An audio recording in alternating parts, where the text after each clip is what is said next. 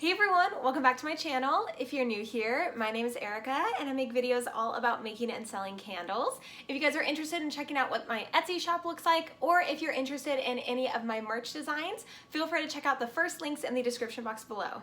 But in today's video, we are going to be talking all about flashpoints. I have gotten so many questions about flashpoints, and I noticed that there are a lot of misconceptions, and people are thinking that you're supposed to be using it during candle making, when in reality, you don't have to, and you shouldn't be paying attention to it. So let's get on into what a flashpoint is. So I have this fragrance oil by Candle Science. It is called Fruit Slices, and if you look right here, the flashpoint is 145 degrees Fahrenheit. So what exactly does that mean? All that means is that at 145 degrees, this fragrance oil will combust or ignite when exposed to an open flame.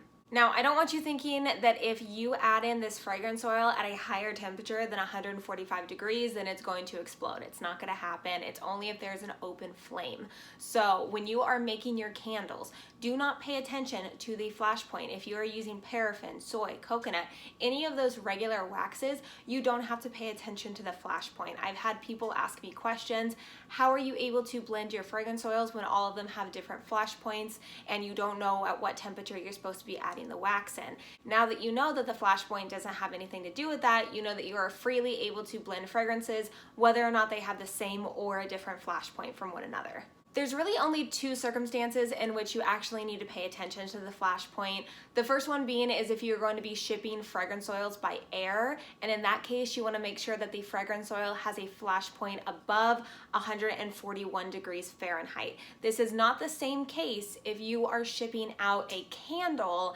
made with a fragrance oil that has a lower flash point than 141 degrees Fahrenheit. That does not matter in that case. It is only if you are shipping the fragrance oil itself. The second circumstance is if you are working with gel waxes. Now, if you're working with gel wax, you do need to pay attention to the flash point, and most suppliers recommend that you should be using a fragrance oil with a flash point above 170 degrees Fahrenheit.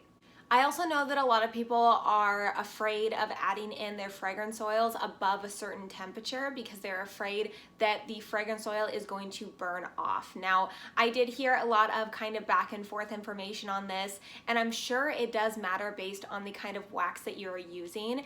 That is usually the recommendation that I give you guys, is if you have any questions about what temperature you should be adding your wax to, I always recommend that you look up the instructions or contact the supplier that you purchased your wax from, because your wax is going to tell you what temperature you should be adding your fragrance oil at. It has nothing to do with the fragrance oil itself and has everything to do with the wax that you're using. However, I think a general rule that a lot of suppliers recommend is to add your fragrance oil between 180 and 185 degrees Fahrenheit. That seems to be kind of the most general rule that I've gathered from multiple different suppliers when talking about when to add your fragrance oil to the wax. And I believe that is just because of science and just because of the fact that you want your wax to be hot enough to bind with the fragrance oil. If you add it at a lower temperature, it's not able to properly mix with the wax, and therefore you might get a very weak hot throw and cold throw.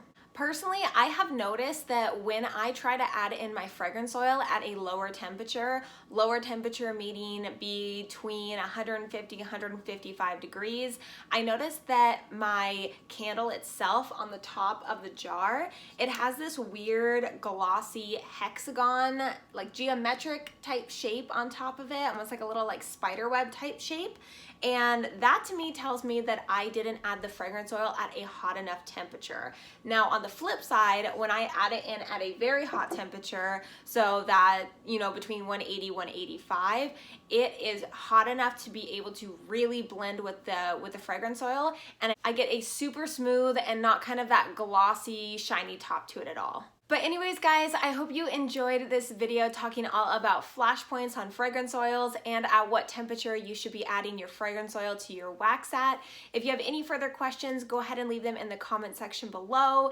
And if you guys are interested in purchasing this candle maker shirt, you can find it in the first link in the description box below.